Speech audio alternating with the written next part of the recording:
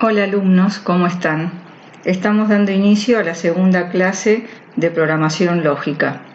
En la primera clase yo les había mandado un archivo, un adjunto que se llamaba clase 1 y donde se explicaba un poco las etapas en la resolución de problemas. Es decir, por ejemplo, la etapa de análisis, donde se reconocían los requisitos, los requerimientos de un problema, de una empresa, es decir, se identificaba qué es lo que había que hacer, que para nosotros en una resolución de un problema, la etapa de análisis sería decir qué es lo que tengo que hacer, cuál es la consigna del problema, del enunciado. Después estaría la segunda etapa, que es la de diseño, la más importante, porque si una vez que yo sé qué es lo que tengo que hacer, tendríamos que determinar cómo hacerlo. Y para eso tendríamos que aplicar el razonamiento, la lógica y plantear un conjunto de pasos ordenados que me lleven a la solución del problema. Esos pasos ordenados es lo que llamamos algoritmo. De hecho, en la vida real muchas veces planteamos algoritmos, como por ejemplo, si nos queremos lavar los dientes, si desmenuzamos esa acción en distintos pasos, vamos a ver que esos pasos a seguir que nos llevan a tener los dientes limpios forman un algoritmo. O una receta de comida, si yo sigo los pasos ordenadamente, voy a obtener la receta en forma correcta. O sea que en la vida cotidiana hay muchos algoritmos. O sea que la etapa de diseño es donde definimos ese algoritmo que tiene ciertas características. Por un lado, debe ser bien definido, es decir, cuando yo sigo esos pasos que me llevan a la solución del problema, lo puedo repetir ese algoritmo tantas veces como sea necesario y siempre voy a llegar al mismo resultado. Debe ser preciso, es decir, justamente los pasos deben ser expresados claramente, sin ningún tipo de ambigüedad. Y por otro lado, el algoritmo es finito, donde lo que significa es que tiene un principio y un fin, tiene un conjunto limitado de pasos. Esas son las características importantes que tiene un algoritmo. Y ese algoritmo lo podemos expresar con nuestras palabras, lo podemos expresar con diagramas de flujo, es decir, ciertos símbolos que representen diferentes acciones, o con pseudocódigo, donde no es un lenguaje formal de programación, simplemente tiene algunas palabras claves. Nosotros vamos a hablar de diagramas de flujo y de pseudocódigo. Después de la etapa de diseño viene la etapa de codificación, de llevar ese algoritmo a un lenguaje de programación formal, ya sea C, Pascal, C++, Basic, Python, y así podría mencionar un montón de lenguajes de programación. Y una vez que tenemos codificado, tendríamos que compilarlo, interpretarlo, es decir, pasar ese programa binario, que es lo único que entiende la computadora, ceros y unos, y probar ese algoritmo si funciona correctamente, si obtengo resultados correctos. Es decir, lo que es la ejecución, la interpretación o compilación y prueba. Luego viene la etapa de documentación, donde uno tendría que hacer el manual del usuario, tendría que documentar las distintas etapas por las que pasó el desarrollo de ese software, y finalmente la etapa de mantenimiento, que es cuando uno puede hacer actualizaciones, retoques, modificaciones, corrección de errores de un software o de un sistema diseñado por nosotros. En realidad, en este curso lo que vamos a ver es, más que nada, interpretar bien el enunciado y la etapa de diseño, que es la más importante, de decir cómo voy a resolver el problema, utilizando diagrama de flujo y pseudocódigo. No nos vamos a meter en esta materia en un lenguaje de programación, simplemente vamos a usar la diagramación o bien el pseudocódigo. Entonces, la clase pasada yo les había mandado unos ejercicios para que ustedes lo plantearan justamente en el cuaderno, ¿no? En ese apunte que les había mandado había cierta simbología de diagrama de flujo y obviamente esa simbología a veces puede variar de una bibliografía a otra. Ahora justamente lo que vamos a aprender hoy es un programa llamado PSaint, donde este programa nos facilita poder probar estos algoritmos que hacemos mediante diagramas de flujo, cosa que antes no se podía hacer. Simplemente el diagrama de flujo quedaba en un cuaderno y uno no podía probar si realmente la lógica de ese algoritmo era correcta o no. En cambio, con esta aplicación que es el PSaint, primero que me permite utilizar diagramas de flujo y a partir de ese diagrama se crea automáticamente el pseudocódigo y yo puedo ejecutar ese algoritmo y ver los resultados obtenidos. O sea que tiene una gran ventaja, que a partir de un diagrama de flujo yo puedo ejecutar ese programa, aunque no lo haya escrito en un lenguaje de programación formal. Por eso les voy a decir dónde tendríamos que descargar, o sea, desde internet. Yo voy a buscar un sitio, ustedes podrán buscar en otro. Si yo voy, por ejemplo, a buscar en internet, voy a buscar el programa PSaint para poder descargarlo. Entonces me da distintos lugares y yo encontré que dice SourceForge, PSaint, hice clic aquí y acá tenemos las distintas versiones, alguna para Linux o bien para Windows o bien para Mac. Entonces, por ejemplo, yo que tengo Windows tendría que hacer clic acá para descargar el instalador y así poder instalar mi programa ejecutable PSaint. Y de esa manera vamos a poder trabajar. Entonces, yo no voy a hacer ese proceso porque ya el programa ya lo tengo instalado, pero por lo menos sepan que pueden buscarlo en internet, es un programa gratuito, se puede descargar y después la instalación es bastante sencilla, nos va guiando página, o sea, ventana por ventana, aceptando y poniendo siguiente, enseguida instalamos el programa. Entonces vamos a ir directamente, yo ya lo tengo instalado, ¿sí? Lo tengo en mi escritorio, si vemos acá está el PSaint, hacemos doble clic y si se fijan ya me aparece en pseudocódigo, algoritmo y fin algoritmo, ¿no? Eso justamente me significa que el algoritmo tiene una cantidad finita de pasos, tiene un inicio y tiene un fin. Puedo ponerle o no un título o dejarlo sin título, pero yo lo que les quería mostrar es que en vez de escribir el pseudocódigo, lo que voy a hacer es el diagrama de flujo y vamos a ver que en forma automática me va a generar el pseudocódigo. Entonces, vamos a apretar el anteúltimo botoncito que dice dibujar diagrama de flujo. Se abre una ventana, voy a maximizar esa ventana y fíjense que tenemos un símbolo de apertura y un símbolo de cierre de nuestro algoritmo. Y acá en el medio vamos a ir ingresando las herramientas o símbolos para indicar los diversos pasos. Nosotros vamos a resolver algún ejercicio para que vean cómo funciona este programa PSaint y vamos a hacer algún ejercicio que yo ya les había resuelto en la clase 1. Uno de ellos es calcular de un rectángulo la superficie y el perímetro, dados los lados de ese rectángulo. Entonces la idea es ingresar el lado 1, ingresar el lado 2, calcular la superficie y el perímetro y luego mostrarlo en pantalla.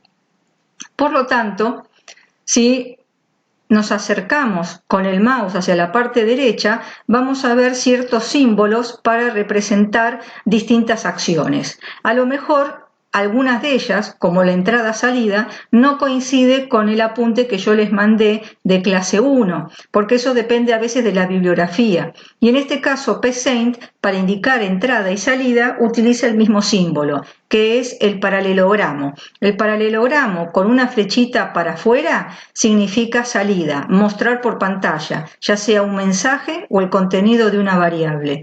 Mientras que el paralelogramo con una flechita para adentro significa entrada, un ingreso por teclado, donde acá especificaremos el nombre de la variable. Entonces, vamos a empezar. Primeramente, antes de pedir los dos datos que necesitamos, que es el lado 1 y el lado 2 del rectángulo, tenemos que poner algún mensaje aclaratorio, pidiéndole al usuario que ingrese un lado del rectángulo. Entonces, hago clic en la herramienta y arrastro hasta que me haga lugar el PSaint, y ahí cuando me hace lugar recién suelto el mouse. Entonces, entre comillas, voy a decir ingrese un lado del rectángulo.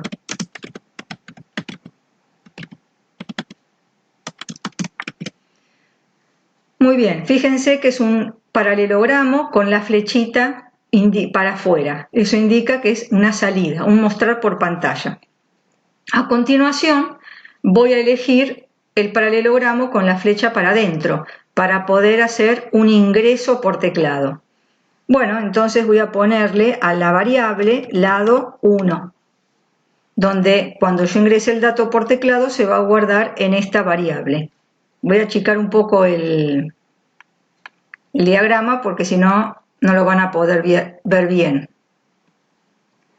Continúo. Ahora pido el ingreso del otro lado del rectángulo.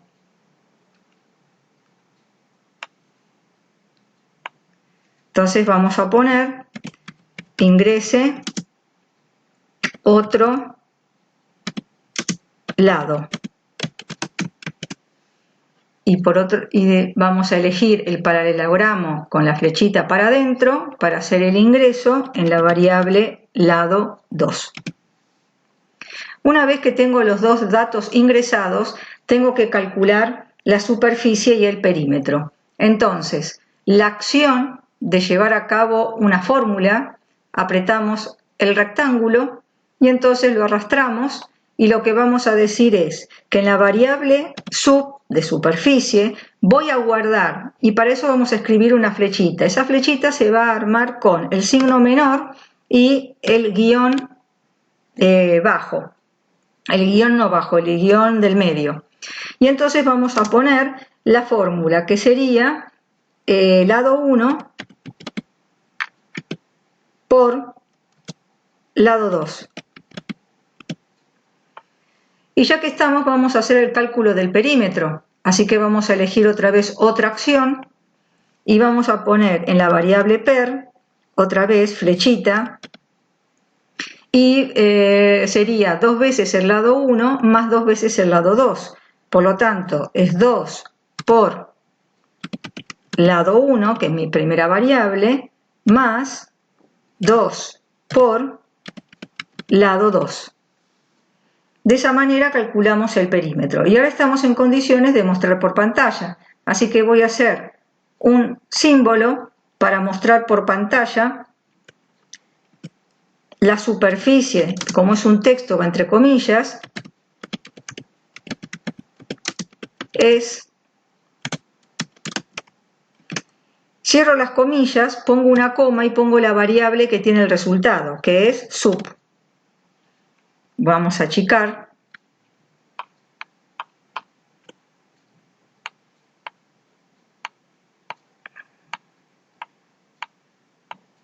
No me deja subir.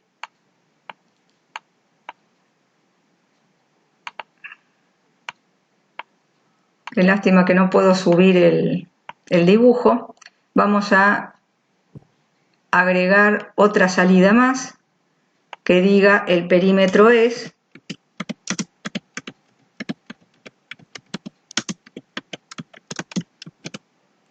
coma, y vamos a poner la variable que se llama per.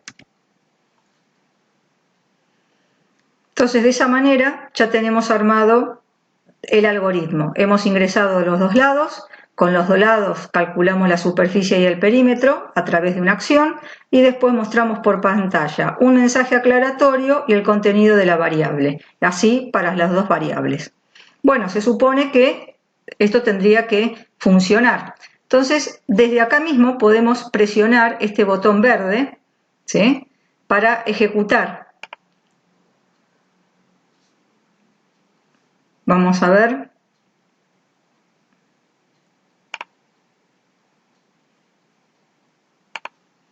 Entonces acá apareció una ventana, me dice ingrese un lado del rectángulo. Entonces yo pongo un dato, por ejemplo 12, y aprieto Enter. Me pide ingrese otro lado, entonces vamos a decir que el otro lado vale 10. Enter. Y ahí automáticamente dice la superficie es 120, está bien, porque sería 12 por 10. Y el perímetro es 2 veces 12, o sea 24, y 2 veces 10, que es 20. 20 más 24 es 44. ¿Sí? Entonces vemos que hemos hecho un diagrama de flujo y a pesar de todo, con esta aplicación PSeInt hemos podido probar ese algoritmo. Y nos dice que la ejecución fue finalizada. Vamos a cerrar la ventana. Y si yo me voy a la otra ventana, fíjense que se escribió el pseudocódigo. ¿Qué palabras claves tiene? La palabra escribir, cuando agarro el paralelogramo con la flecha para afuera, donde me permite mostrar un texto en pantalla. La palabra reservada leer, donde yo especifico la variable donde va a ingresar el dato. Leer significaría ingresar un dato por teclado. Después los cálculos, donde se aparece la flechita, el signo menor y el guión, donde se guarda el resultado del producto de lado 1 por lado 2 en la variable sub. De la misma manera calcula el perímetro. Y luego los dos mostrar por pantalla utilizando la palabra escribir, donde escribe un texto, la superficie es, y separando el texto de la variable con una coma para que muestre el contenido de la variable donde está guardado el resultado.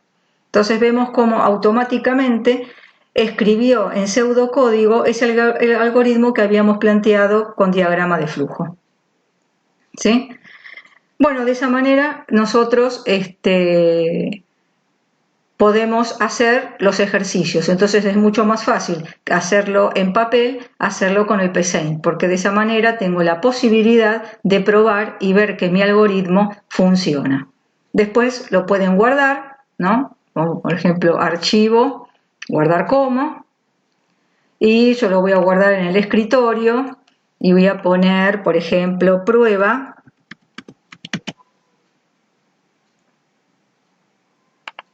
Y automáticamente me pone una extensión PSC y me guarda el archivo. ¿Sí? De esa manera, o sea, siempre yo tengo que tener abiertos los dos, donde haga el diagrama de flujo y el pseudocódigo. Igualmente, yo puedo cerrar el de diagrama de flujo, puedo cerrar esta ventana, cerrar ventana, pero la de pseudocódigo no, porque puedo desde acá mismo ejecutar mi programa. Y otra vez me pide un dato, por ejemplo, 9, después otro dato, 4, y ahí me da el resultado. ¿Sí? O sea que lo importante es que esté abierta la ventana del pseudocódigo. Muy bien, vamos a abrir uno nuevo para hacer un nuevo ejercicio.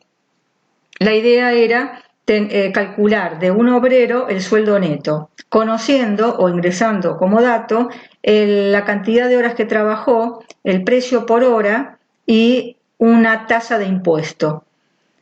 Entonces, vamos a ir a archivo nuevo y entonces vamos a ir a diagrama de flujo.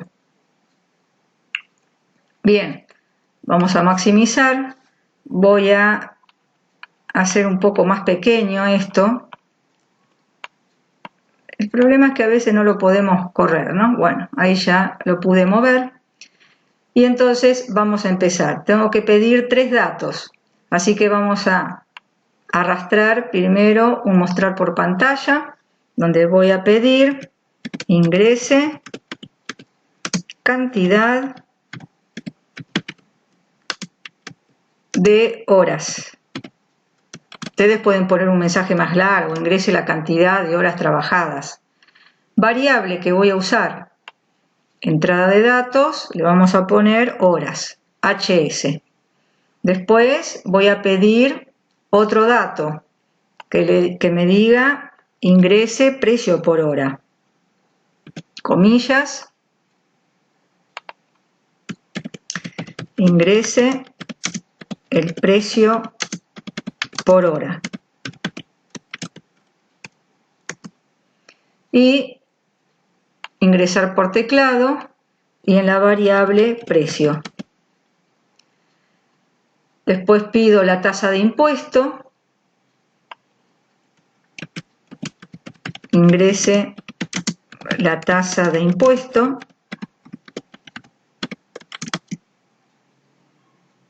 y por último lo guardo ese dato en tasa. Y ahora vamos a calcular. El objetivo era calcular el sueldo neto, pero el sueldo neto no lo puedo calcular antes de calcular el sueldo bruto. El sueldo bruto se calcula la cantidad de horas que trabajé por el precio. Entonces vamos a hacer cálculo y vamos a poner en sueldo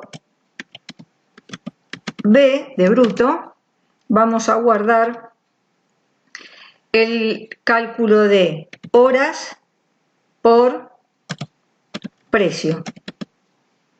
Después vamos a hacer otro cálculo, que es calcular el impuesto. Vamos a poner impuesto, flecha. ¿Cómo lo calculo? Es la tasa, que sería 10%, 5%, lo que nosotros ingresemos, aplicado al sueldo bruto. Entonces, sueldo B lo multiplico por tasa dividido 100. ¿Por qué dividido 100? Porque me va a decir 10%, 5%, 7%, ¿no? Entonces es por el valor dividido 100. Y por último, si yo hago la resta de los dos valores, obtengo el sueldo neto.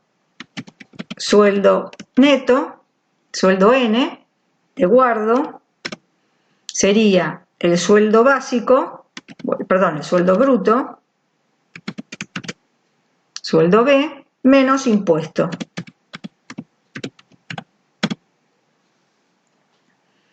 Y ahora tendríamos que mostrar el resultado.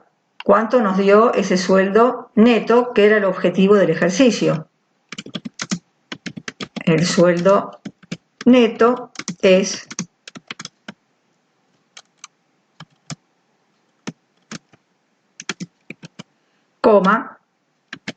sueldo N, que es la variable que guardo el resultado.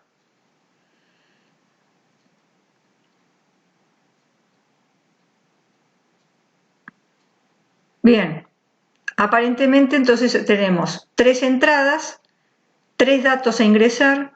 Con esos datos hacemos cálculos intermedios para obtener el sueldo neto, que era lo que me pedían.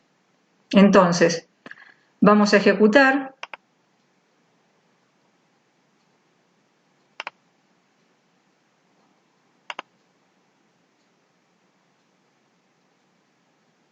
Acá aparentemente, fíjense que me da un error porque no puse las comillas de este texto al escribir. Entonces por eso no me deja ejecutar. Entonces lo que vamos a hacer es, por un lado, cerrar esta ventana. O podríamos acá, que me marca el error, poner las comillas que faltan. Ahí está. Entonces vamos a ejecutar y ahí me dice ingrese cantidad de horas. Vamos a ingresar 10 horas. El precio va a ser 5 pesos y la tasa de impuesto va a ser el 10%. Entonces me dice que el sueldo neto es 45. A ver, fijémonos. Yo tengo que hacer 10 por 5, me da 50. 50 es el salario bruto. Y el 10% de 50 es 5. Entonces, si yo a 50 le saco 5, me queda 45, que es el sueldo neto. ¿Sí? Entonces vemos que el ejercicio funciona. Si vamos a ver el pseudocódigo, bueno, tenemos un escribir, un leer, un escribir, un leer, un escribir, un leer para las 3 entradas de datos, 3 cálculos y un escribir para la salida final donde se muestra el sueldo neto. Muy bien, vamos a ponerle a este ejercicio, vamos a guardarlo, archivo, guardar como, y vamos a poner prueba 2.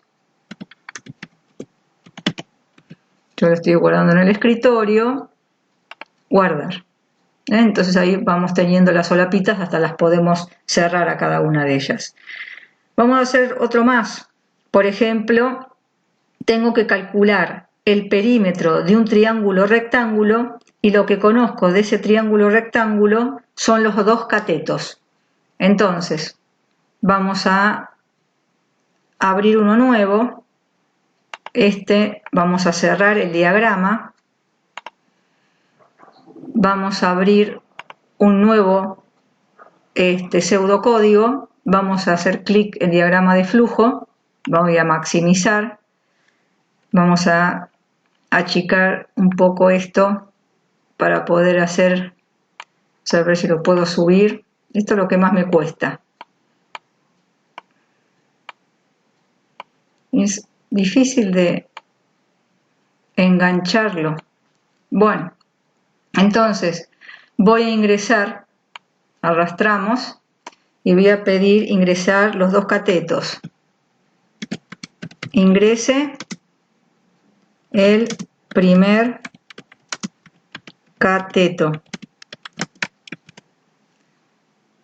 Vamos a ingresarlo y lo vamos a guardar en cat 1. Después voy a pedir el ingreso del segundo cateto. Ingrese el segundo cateto. Y vamos a guardarlo en cat 2.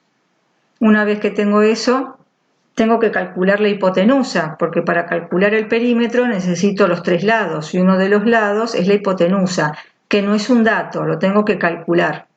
Entonces, de hipotenusa va a ser mi variable, tengo que calcular la raíz. Entonces, como no puedo poner el símbolo de raíz, vamos a poner una función que tiene el psaint, que se llama raíz justamente.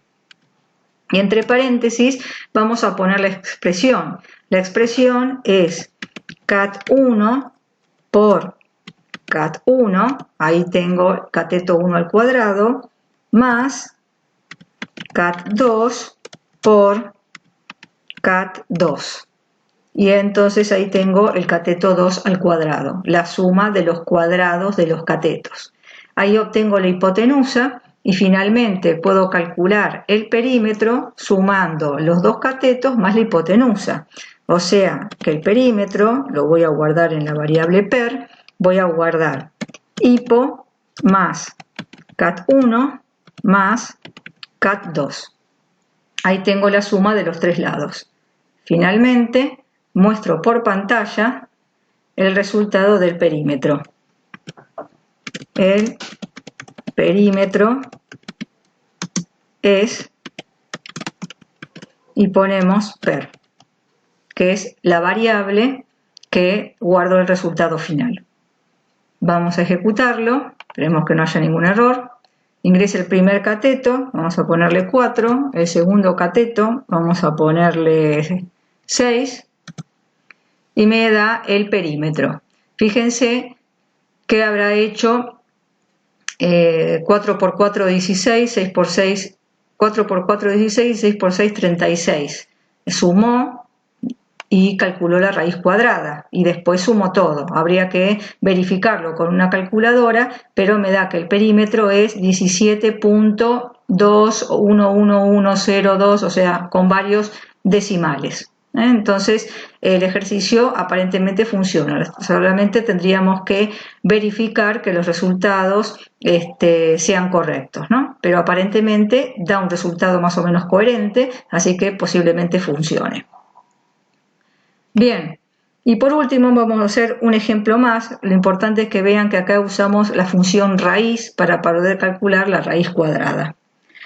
Bien, ahora vamos a hacer un ejercicio que no está, esos ejercicios estaban en la clase 1, pero ahora vamos a hacer un ejercicio que no está en la clase 1. La idea es ingresar un número decimal que tiene parte entera y parte decimal, y lo que tengo que hacer es separar las dos partes y mostrar por pantalla, por un lado la parte entera y por otro lado la parte decimal. Es decir, si tengo el número 2.35, que muestre la parte entera 12 y la parte decimal 35, o sea, separar las dos cosas. ¿Cómo lo hacemos eso? Bueno, vamos a primeramente a cerrar esto, el diagrama. Ahí está el pseudocódigo que generó.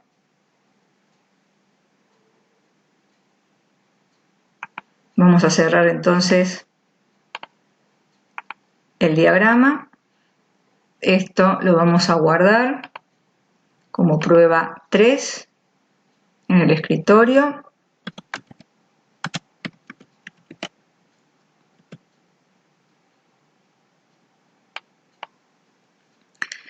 Bueno, y ahora vamos a hacer el último ejercicio, abriendo uno nuevo.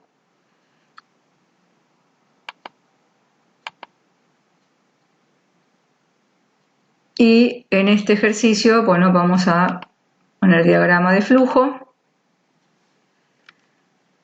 Vamos a achicar.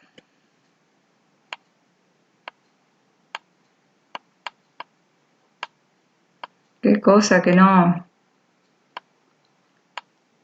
hay forma a veces de agarrarlo. Bueno, entonces la idea es ingresar un número. Entonces el número tiene que ser con decimales. Entonces ingrese un número real. El ingreso lo voy a guardar en la variable num. Y ahora tengo que hacer algún cálculo. Para guardar por un lado la parte entera,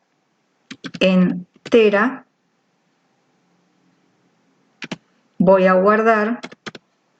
¿Cómo saco la parte entera? Hay una función, así como existía la función raíz, existe la función trunc para truncar los decimales y quedarme con la parte entera.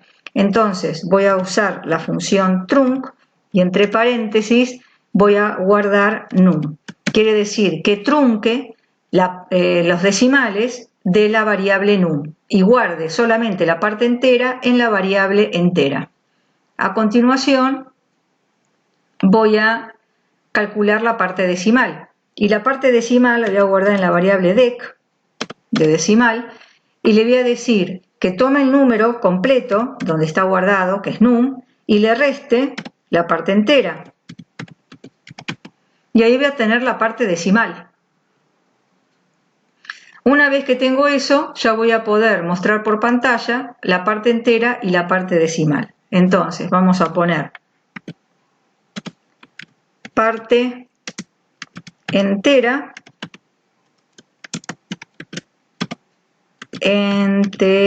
es mi variable. Y otro mensaje, podría ponerlo todo junto, pero para que no me quede tan largo, vamos a poner parte decimal y vamos a poner dec, que es la variable que guardó la parte decimal. Entonces acá lo importante es la función trunc, que trunca decimales. Vamos a ver si funciona. Vamos a ejecutar.